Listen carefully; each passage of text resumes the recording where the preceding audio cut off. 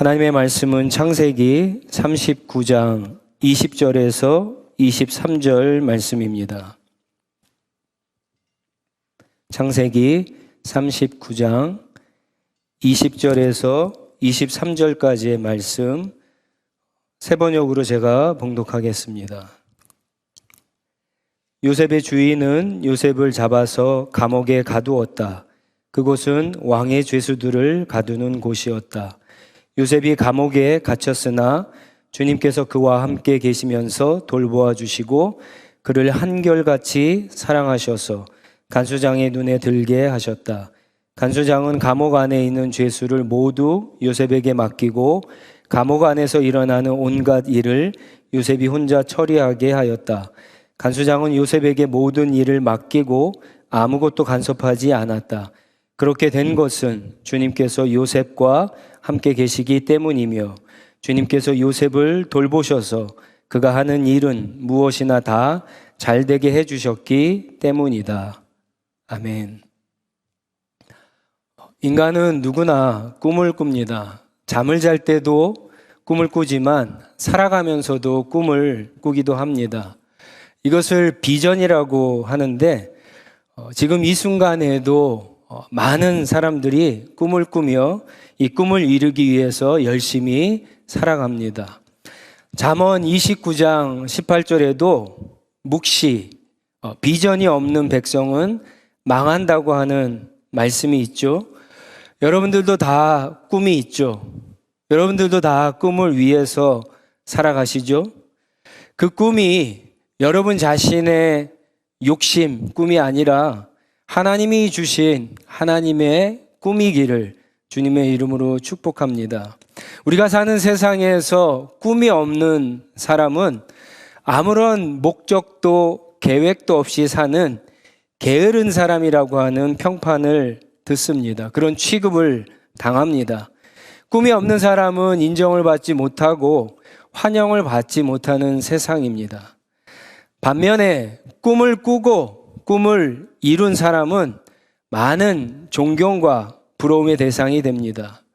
그래서인지 그리스도인들도요, 성경의 인물 중에서 오늘 우리가 읽은 이 본문에 나오는 요셉을 특히 좋아합니다. 성경도 요셉을 꿈을 꾸는 자라고 소개합니다. 요셉은 꿈을 꾸는 사람이고 꿈을 이룬 사람입니다.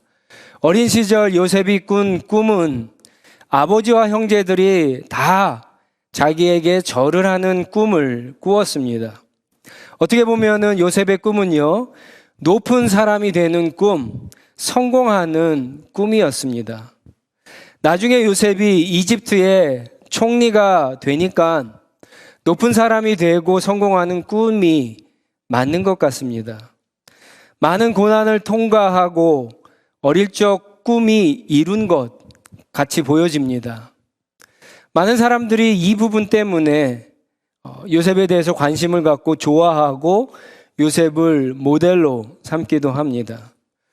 어떤 목사님들은요, 기왕이면 요셉처럼 큰 꿈을 꾸어야 하나님이 이루어 주신다고 가르치기도 합니다. 근데 여러분 좀 이상하지 않습니까?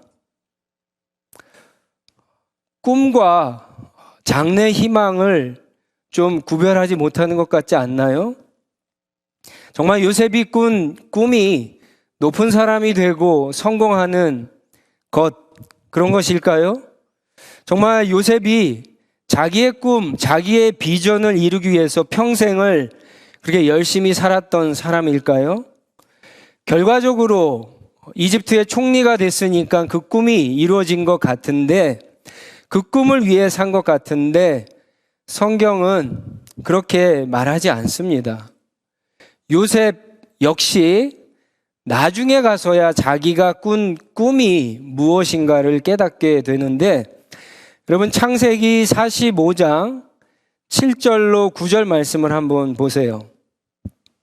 창세기 45장 7절로 9절 말씀입니다.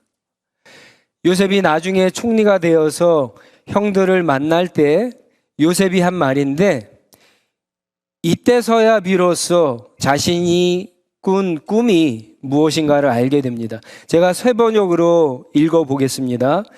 하나님이 나를 형님들보다 앞서서 보내신 것은 하나님이 크나큰 구원을 베푸셔서 형님들의 목숨을 지켜주시려는 것이고 또 형님들의 자손을 이 세상에 살아남게 하시려는 것입니다. 그러므로 실제로 나를 이리로 보내는 것은 형님들이 아니라 하나님이십니다. 하나님이 나를 이리로 보내셔서 바로의 아버지가 되게 하시고 바로의 온 집안의 최고의 어른이 되게 하시고 이집트 온 땅의 통치자로 세우신 것입니다. 이제 곧 아버지께로 가셔서 아버지의 아들 요셉이 하는 말이라고 하시고 이렇게 말씀드려 주십시오. 하나님이 저를 이집트 온 나라의 주권자로 삼으셨습니다. 아버지께서는 지체하지 마시고 저에게로 내려오시기를 바랍니다. 요셉이 처음 꿈을 꾸었을 때 나는 나중에 아버지와 형들도 절을 하는 그런 높은 사람이 되겠구나라고 생각했지도 모르겠습니다. 하지만 당시 세상에서 가장 큰 나라 이집트에 그것도 가장 높은 총리가 될 거라고는 요셉도 전혀 상상하지 못했습니다. 요셉이 형들에게 버림을 받아 노예로 팔려가면서 나는 이제 높은 사람이 되기 위해서 이집트로 가까이 가고 있구나 이렇게 생각했을까요? 보디발의 집에서 노예로 살면서 억울하게 감옥에 갇히면서도 나는 조금 있으면 총리가 될 거야 이렇게 요셉이 생각했을까요? 하루하루 힘든 삶을 살면서 요셉은요 아마 꿈을 완전히 잃어버렸을 겁니다. 꿈의 의미도 제대로 알지 못하는 요셉이 꿈을 간직하고 그 꿈을 이루기 위해서 열심히 인내하고 고생을 참으면서 살았을 리는 없습니다. 여러분, 고대 근동에서 꿈이나 환상은 신들이 메시지를 전할 때 쓰는 가장 중요한 수단입니다. 그런데 요셉이 받은 꿈을 단순히 성공하는 꿈, 총리가 되는 꿈, 높아지는 꿈이라고 해석하는 것은 대단히 잘못된 것입니다. 하나님을 어떤 점쟁이 정도의 수준으로밖에는 보지 않는 거죠.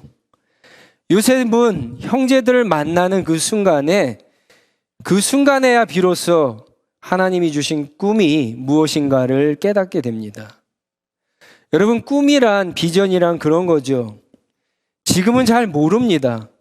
우리가 지금 어떤 비전과 어떤 꿈을 꿨는지 모르겠지만 여러분, 지금은 그것이 무엇인지 잘 알지 못합니다. 내 인생의 고난, 어려움, 성공, 승리라고 하는 이 퍼즐이 시간이 지나며 맞추어질 때 알게 되는 것이, 깨닫게 되는 것이 하나님이 우리에게 주신 꿈이요, 비전입니다. 더 놀라운 것은, 더 재미있는 것은요, 요셉이 꿈을 꾸었는데 이 꿈의 의미를 더 자세하게 알게 된 것은 요셉이 아니라 야곱이라고 하는 사실이에요. 창세기 46장 3절로 4절을 한번 봐보세요.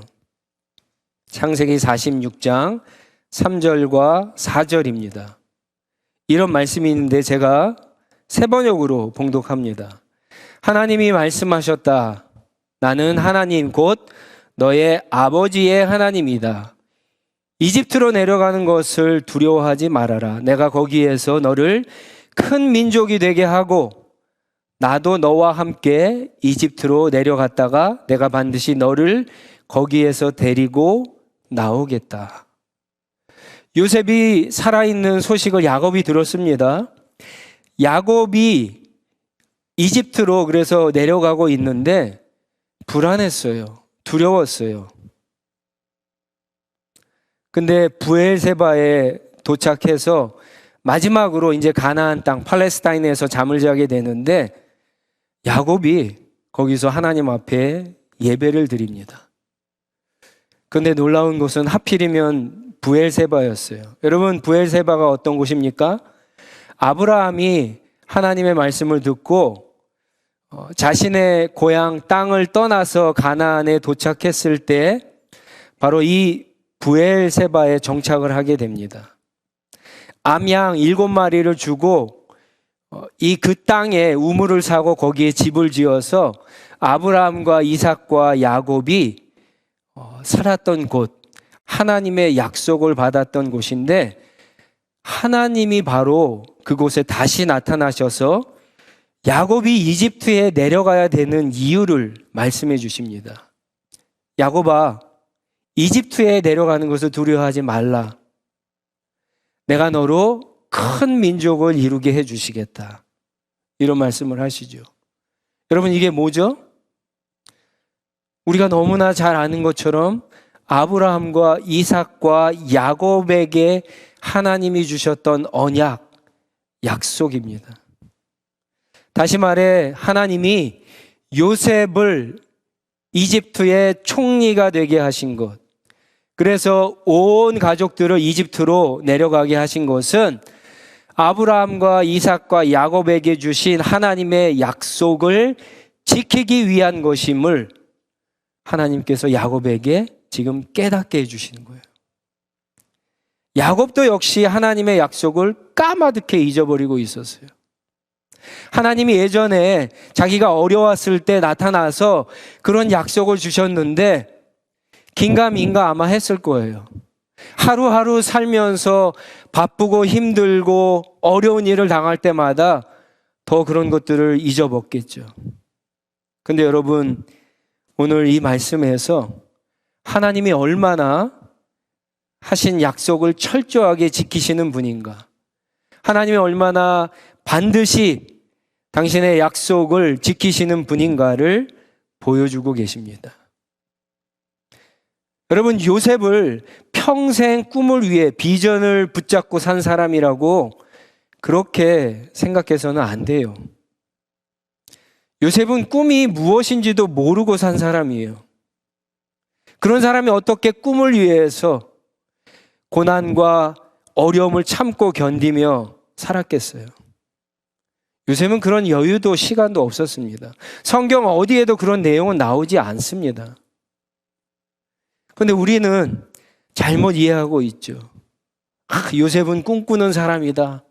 하나님이 주신 꿈을 꾸기만 하면 뭐든지 다 인생이 잘 풀릴 것 같다라고 하는 잘못된 생각을 갖고 있어요.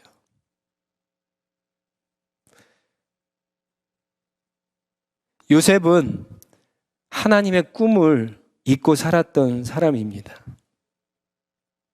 그런데 성경을 쭉, 요셉의 이야기를 쭉 읽어보면 39장부터 요셉이 완전히 다른 사람이 된 것을 보게 됩니다. 좋은 옷을 입고 아버지의 사랑을 받던 요셉이 이제는 노예가 됐잖아요. 거지가 됐거든요. 원망하고 불평도 할 만한데 요셉은 원망하거나 불평하는 그런 내용이 나오지 않습니다. 오히려 보디발의 집에서 열심히 일해서 인정을 받죠.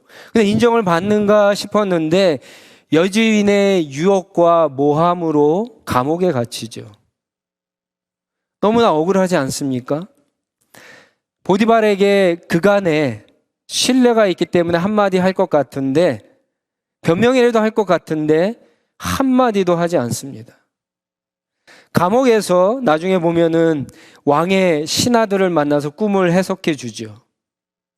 그래서 뭔가 도움을 받을까, 은혜를 입을까 싶은데 그 신하가 잊어버려요. 2년 동안 모른 척 합니다. 그 2년 동안 배신감을 가질 수도 있었을 텐데 요셉은 철저하게 침묵합니다. 그 전에 요셉은 어떤 사람이었어요? 형들의 잘못을 보는 즉시 아버지한테 달려가서 고자질하던 그런 사람이었어요. 자기가 꾼 꿈을 과시하고 자랑하는 사람이에요. 내가 아버지보다 형님들보다 더 높은 사람이 될 거라고 자신을 드러내던 사람이었는데 39장부터 나오는 요셉은요, 전혀 다른 요셉입니다. 어떻게 요셉이 이렇게 다른 사람이 되었을까요? 꿈 때문에, 비전 때문에 형제들이 배신하고 요셉이 그 철저하게 낮아지는 것 때문에 그 고난을 당해서 요셉이 한순간에 철이 들었을까요? 인생의 밑바닥을 경험해서 그랬을까요? 인생의 밑바닥을 경험할 때 달라지는 사람들이 있어요. 그렇지만 다 달라지는 것도 아닙니다. 성경은요, 요셉이 달라진 이유에 대해서 이렇게 이야기합니다. 여러분 39장 2절에 보세요. 하나님께서 요셉과 함께 하셨기에, 하나님께서 요셉과 함께 하셨기 때문에 앞길이 잘 열리도록 돌보심을 요셉이 경험하게 됩니다. 여러분 굉장히 중요한 말씀이에요. 하나님이 함께 하셔서 지금 내가 어렵고 힘든 상황에 있지만 하나님의 보이지 않는 손이 나를 도와주시는 것을 요셉이 경험하게 됩니다. 하나님의 임재를 경험하게 되죠. 하나님의 인도하심을 경험하게 됩니다. 39장 3절에도요. 하나님께서 요셉과 함께 계시며 요셉이 하는 일마다 잘 되도록 돌보셨습니다. 라고 말씀합니다. 하나님이 요셉과 함께 하심을 요셉이 알았어요. 사람들이 알았습니다. 그리고 오늘 우리가 읽은 말씀 21절에도 똑같은 말씀이 있죠. 요셉이 하나님이 요셉과 함께 계시면서 돌보아 주시고 한결같이 사랑해 주셨다라고 말씀하고 있습니다. 요셉을 변화시킨 것은요, 비전이나 꿈이 아닙니다. 요셉을 변화시킨 것은 하나님이에요. 하나님의 함께 하심이에요. 그래서 요셉이 평생 붙잡고 산 것은 꿈이나 비전이 아니라 바로 하나님이었던 겁니다.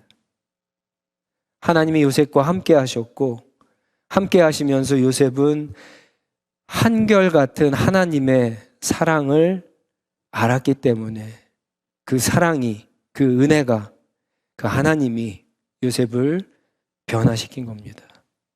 사도행전 7장 9절에 보면 스데반 집사님이 성령이 충만해서 설교할 때 요셉에 대한 이야기를 하는 대목이 나와요. 그때도 어떻게 이야기하냐면요, 하나님께서 요셉과 함께 하셨다라고 그렇게 설교합니다. 여러분, 그러니까 더 이상 요셉을 가리켜 꿈꾸는 사람이라고 하는 것은 올바른 성경 해석이 아니에요. 요셉을 일컬어서 하나님이 함께 하신 사람이라고 말해야 되는 것이 맞습니다. 꿈이 있다고, 비전이 있다고 인생의 문제가 해결되고 모든 일이 다 풀리는 것이 아니에요.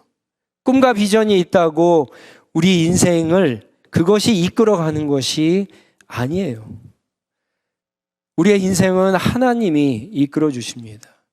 우리 인생의 주인이신 하나님이 우리를 인도해 주시고 하나님이 함께 해 주셔야지만 우리가 어떤 상황과 환경 가운데서 그것을 뚫고 나가고 마침내 승리할 수 있는 겁니다. 비전보다 꿈보다 더 소중한 것은요, 바로 하나님이세요.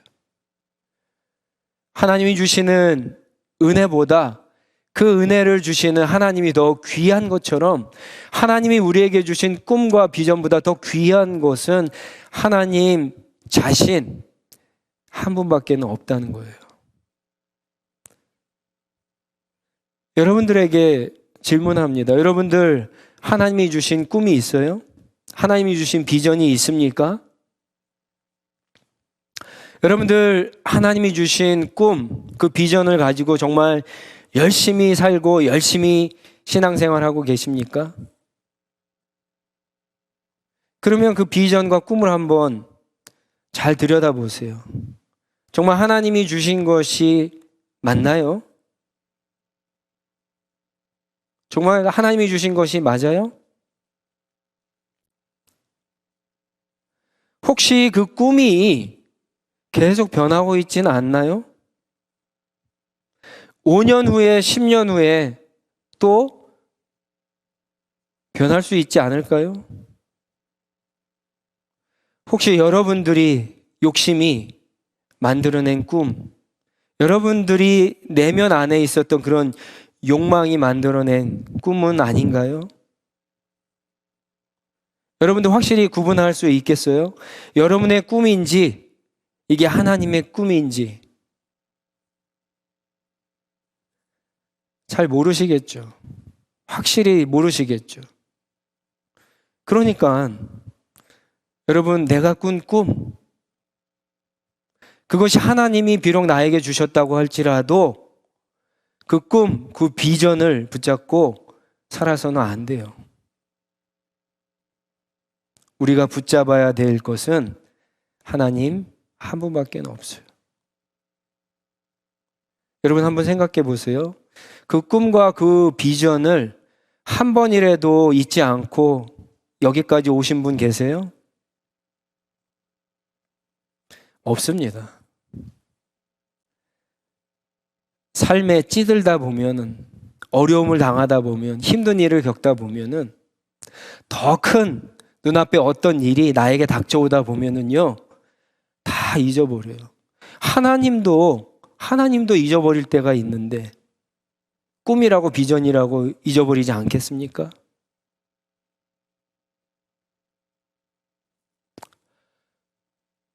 살다가 그래서요, 꿈을 잊어먹고 꿈을 포기해도 괜찮습니다.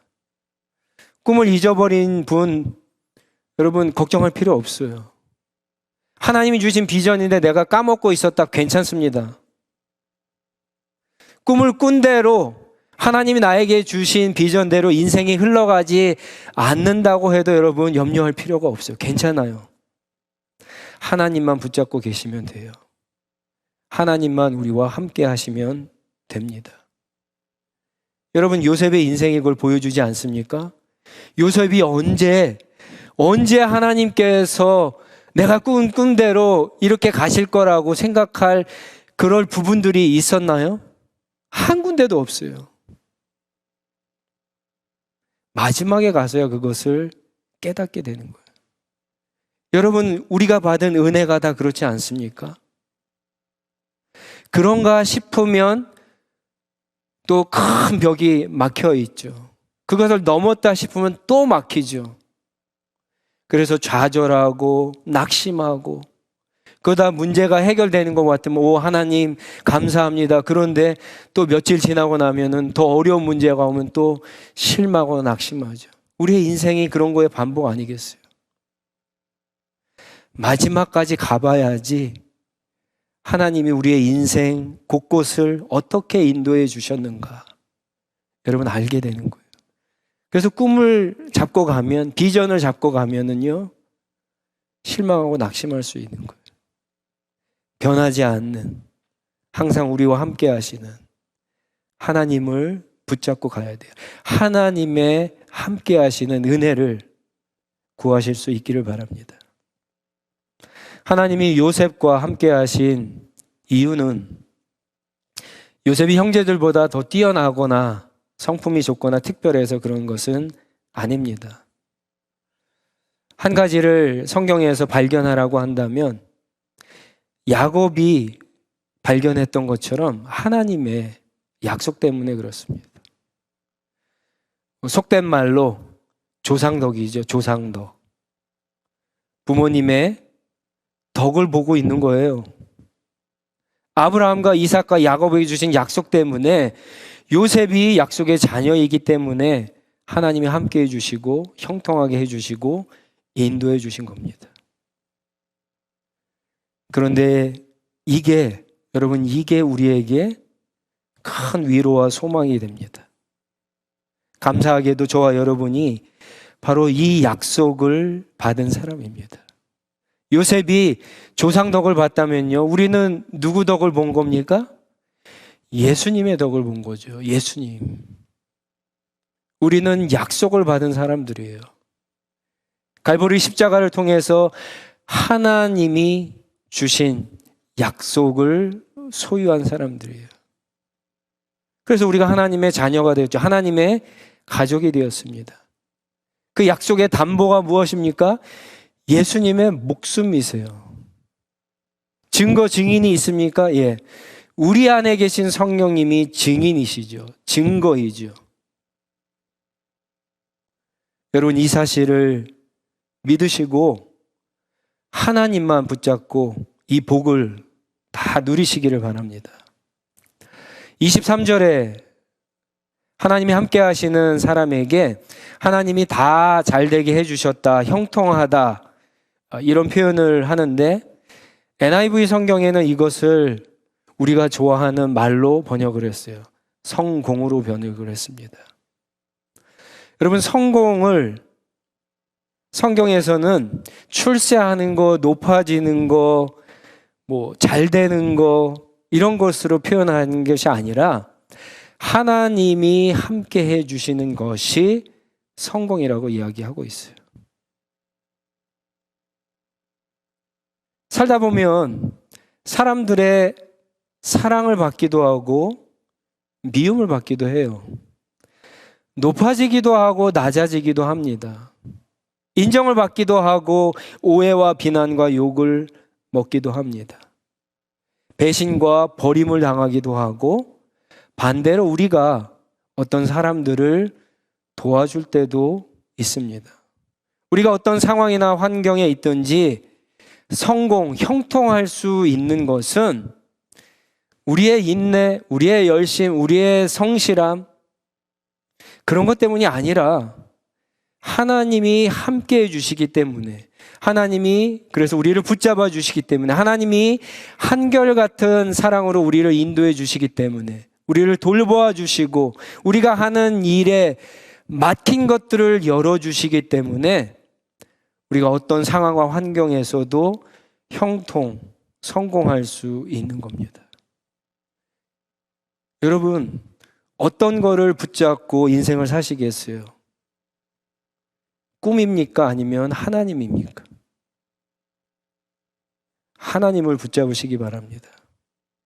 그래서 우리 인생에 하나님이 주신 그 약속을 이루시고 형통의 열매가 맺어져서 많은 사람들이 저 사람 가운데 하나님이 계시는구나, 그런 소문과 그런 하나님을 높이는 그런 영광스러운 복된 그런 삶을 다 사실 수 있는 저와 여러분들이 되시기를 간절히 주님의 이름으로 축원합니다. 우리 한번 같이 기도할까요? 우리 자리에서 일어나서 한번 기도하겠는데요. 오늘은 이렇게 기도했으면 좋겠습니다. 여러분들 많은 기도 제목들을 아마 갖고 나오셨을 거예요. 평소에도 많은 기도 제목으로 하나님 앞에 기도하실 텐데 다른 것들 이 시간에는 구하지 마시고요. 한번 하나님 한 분만 구했으면 좋겠습니다. 우리에게 가장 긴급한 기도 제목이 뭡니까? 이렇게 물어봤을 때 하나님입니다, 이렇게 우리가 대답할 수 있도록 그런 마음으로 하나님 한 분만 구했으면 좋겠습니다. 하나님은 나의 왕이십니다. 하나님 나의 아버지입니다. 하나님, 부족하지만 저는 하나님의 자녀입니다. 우리를 하나님의 가족으로 불러주셨는데 하나님, 우리와 함께 해주세요. 우리가 때로는 주님을 온전히 쫓아가지 못하지만 하나님, 우리를 불쌍히 여겨주시고 우리를 붙잡아 주시고 돌보아 주세요. 하나님, 너무 어렵습니다. 너무 힘듭니다. 그렇지만 하나님이 함께 해주시면, 하나님, 내가 그것을 깨달을 수 있다면 하나님, 제가 더 믿음으로 살겠습니다. 하나님이 함께 하시면 하나님, 제가 이길 수 있습니다. 어떤 어려움과 어떤 위기 가운데에서도 하나님이 함께 하시면 이길 수 있습니다. 하나님, 나와 함께 하여 주시옵소서. 십자가에서 그렇게 약속해 주셨는데, 우리 안에 성령을 통해서 우리를 인도해 주셨는데, 하나님, 늘 내가 혼자 인생을 사는 것이 아니라 나를 불러주시고 나를 자녀 삼아주시고 영원히 나를 떠나지 않겠다고 약속하신 하나님께서 이제 나와 함께 하심을 내가 깨닫고 주님을 의지하고 주님을 신뢰하고 주님과 함께 이 세상을 살아갈 수 있는 그런 은혜를 누릴 수 있겠다고 하나님 앞에 은혜를 구하면서 한번 같이 기도하도록 하겠습니다.